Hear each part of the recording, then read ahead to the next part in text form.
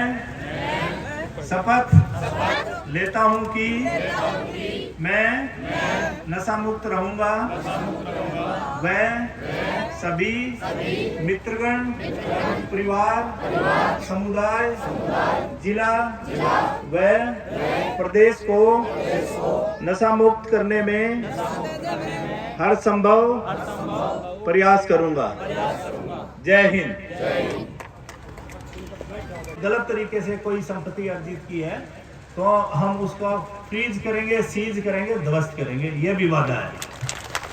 और ये चेतावनी भी है उनको कि वो इस प्रकार के काम बंद कर दें और एक अच्छे मेवात का सपना जो यहाँ के गणमान्य लोगों ने देखा है, हम सब ने मिलकर देखा है, उसको हम वहाँ तक पहुँचें। नाटक के माध्यम से बच्चों ने और फिर युवा साथियों ने इस बात का एहसास कराया कि नशा है वो बहुत ही खतरनाक चीज़ है और किस तरीके से वो पूरे परिवार के लिए, पूरे प्रदेश के लिए एक नाश का कारण है।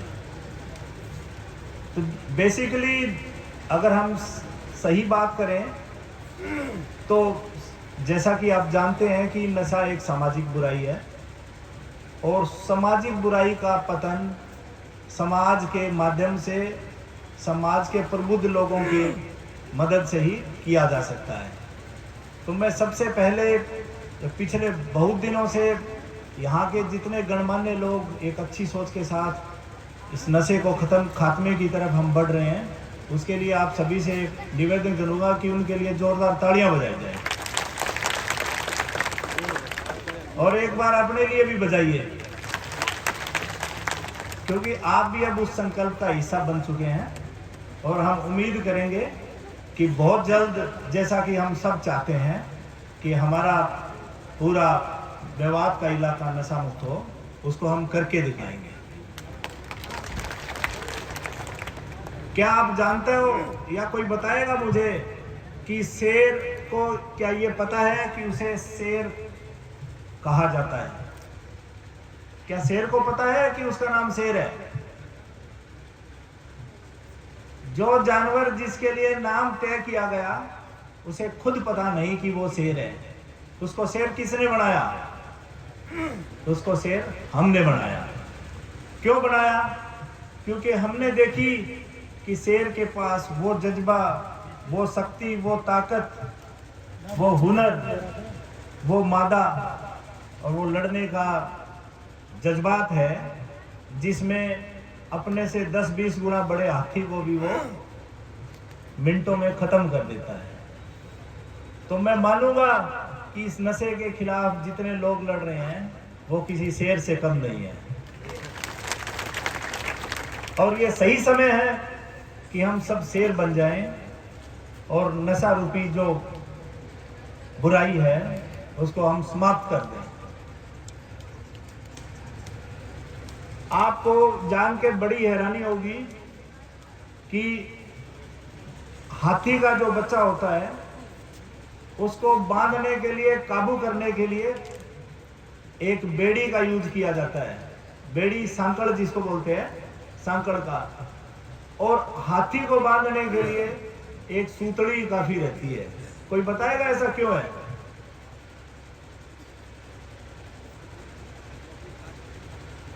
हाथी के बच्चे को बांधने के लिए सांकल की जरूरत है और हाथी को बांधने के लिए एक छोटी रस्सी काफी है। ऐसा क्यों है? वो इसलिए है कि हाथी भी जब बच्चा था तो उसको सांकल से बांधा गया था। उसने उसको, उस बेड़ी को तोड़ने की कई बार कोशिश भी करी पर कामयाब नहीं हुआ और जब वो बड़ा हुआ तो उसके दिमाग में ये बात समा गई कि जिससे तुझे बांध दिया गया उसको तू कभी तोड़ नहीं पाएगा। पर आज हम संकल्प लेते हैं कि जो बेड़ी नशे की हमारे पैरों में, हमारे युवा साथियों के गले में, पैरों में पड़ी है, उससे हम मुक्त हो जाएंगे और कोशिश करेंगे कि मेवात को एक नशा मुक्त पूरा क्षेत्र के रूप में जाना जाए। तो इसके लिए बहुत सारी तालियां बजाओ एक बार। सभी लोगों ने, जो मुझसे पहले वक्ता रहे, सभी ने जिक्र किया एक बात का कि एसपी साहब को पूरे भारत में जानते हैं। हमारे सुभान खान जी जो वक्ता थे उन्होंने कहा, तो मुझे भी पता है कि सब जानते हैं, पर अब जानते हैं गलत कारणों से, क्योंकि 5-7 टीमें पूरे भारत से हमारे यहाँ रहती है और हमारे लोगों को पकड़ के ले जाती है। पर मैं चाहूँगा कि अब वो हमें बुराई के लिए नहीं, अच्छे कार्यों के लिए हम जाने जाएं। और जैसा कि ये बिल्कुल सच है कि ये जो जन जागरण छेड़ा है, मेवात के लोगों ने जितनी मुद्दत और जितनी शिद्दत से काम किया है इसको नशा मुक्ति की तरफ ले जाने में मेवात में, तो हम अच्छे कामों के लिए भी आगे जाने जाएंगे।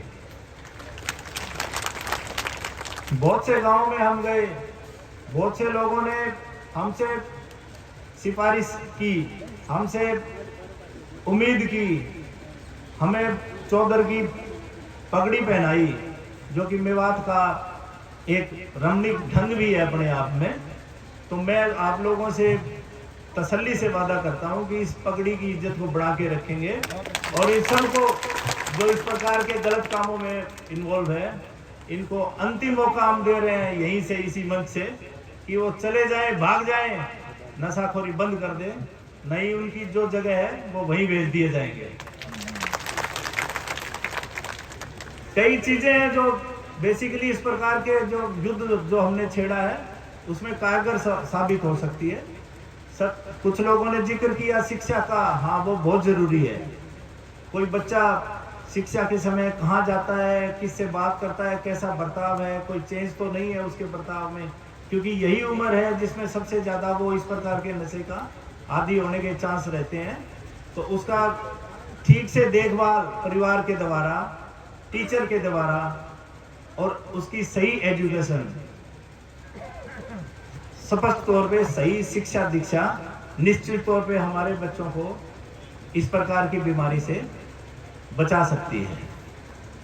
दूसरा, गांव-गांव में जितने लोग, जितनी सरदारी, चाहे वो सरपंच है, पंच है और चुनिंदा लोग हैं, ब्लॉक समिति के मेंबर है, जिला पार्षद के मेंबर है, उनकी तो जिम्मेवारी वैसे ही बहुत ज्यादा है, क्योंकि वो भी लोक सेवक हैं और ये लोक सेवक की जिम्मेवारी है कानूनन कि वो इन चीजों पे गौर करे और अपनी पीढ़ियों को हर प्रकार के अपराध से बचाने में अपना सहयोग, और वो भी एक्टिव सहयोग उसमें निभाएं।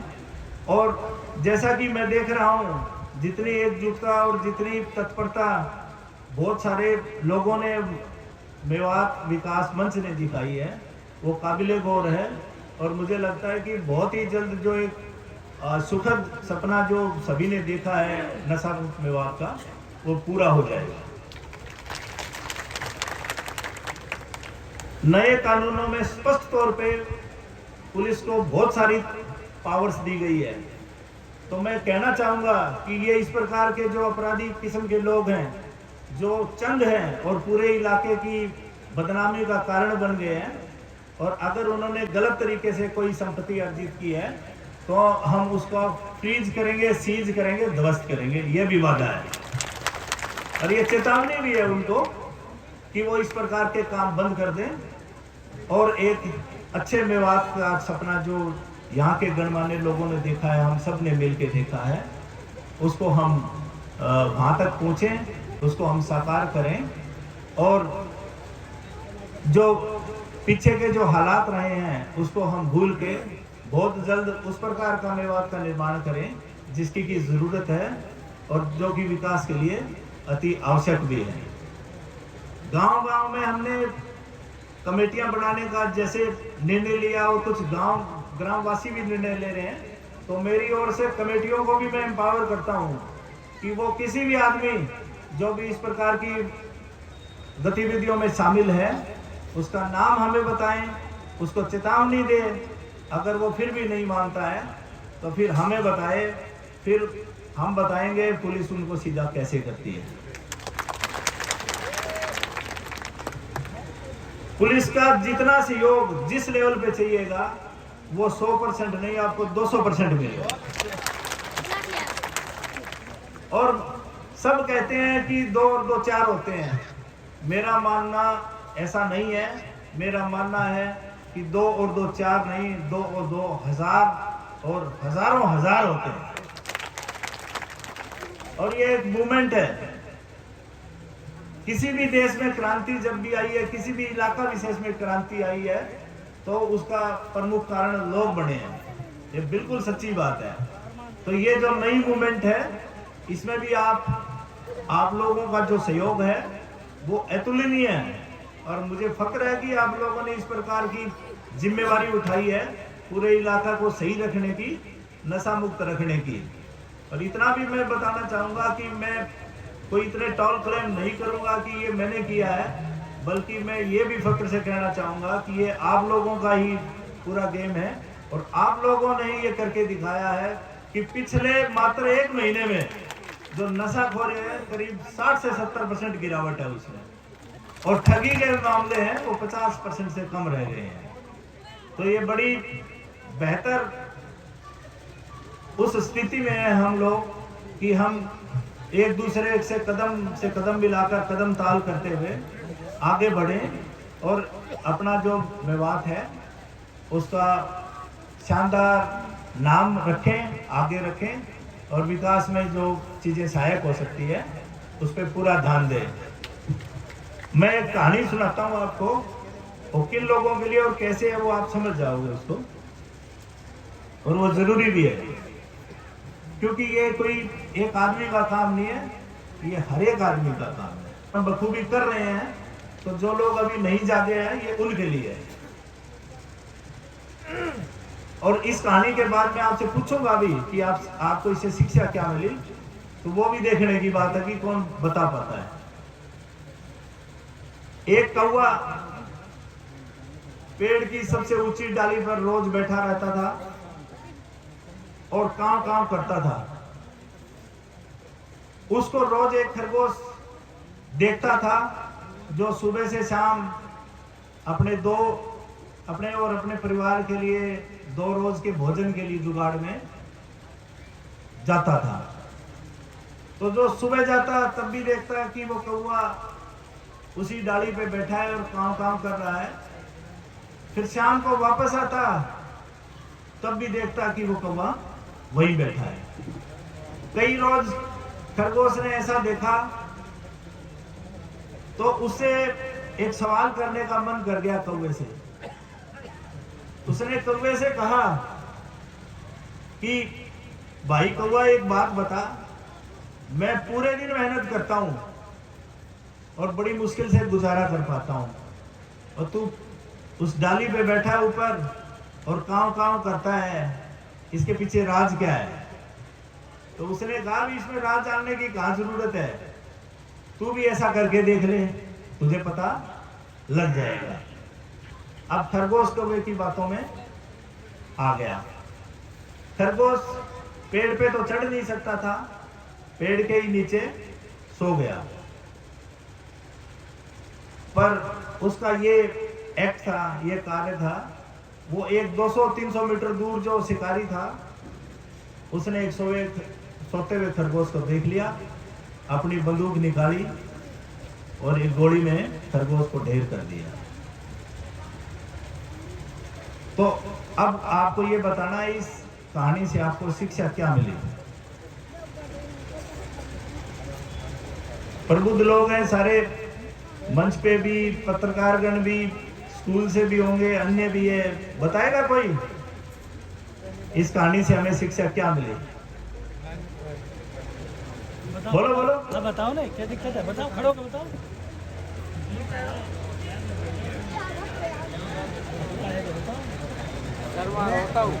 अगर आप बहुत बड़े पद पे बैठे हो, बहुत ऊपर हो, तभी आपका गुजारा बिना काम के हो सकता है, अन्यथा बिल्कुल नहीं है। तो ये ऊंचे पद पर भी जो लोग बैठे हैं, जाहिर तौर पर उनकी भी जिम्मेवारी है कि वो भी इस जो जन जागरण है इसका हिस्सा बने और अपने मेवात को बहुत आगे तक ले जाने में संकल्पित रहें। लगातार जो जितने बच्चे थे हमारे, जिन्होंने बड़ी अच्छी बात बताई, और ये बिल्कुल सच्ची बात है कि विविध प्रकार के नशे हैं वो समाज का नाश कर रहे हैं। और स्पष्ट तौर पे, और मैं तो ये कहना चाहूंगा कि जो आज जो नशा कर रहा है आदमी, आप सोच के देखें कि उसके बाद उसकी अगली पीढ़ी और अगली पीढ़ी, मतलब दादा पोता वाली पीढ़ी। तो लोग कहते थे पहले तो एक कहावत ये थी कि दादा खरीदे पोता बढ़ते। अब मुझे लगता है कि आगे कहावत ऐसी हो जाएगी कि आदमी एक नुकसान करे, गलत काम करे और उसको पोता बोलते। तो वो शिक्षा का सेक्टर हो, चाहे खेल का सेक्टर हो या कोई अन्य सेक्टर हो, उन्होंने अपने जो जज्बा है और जो अपने इंटेलिजेंस है उसका लोहा मनवाया है। तो उसके लिए भी आप बधाई के पात्र हैं और उन सब के लिए तालियां भी बजती हैं।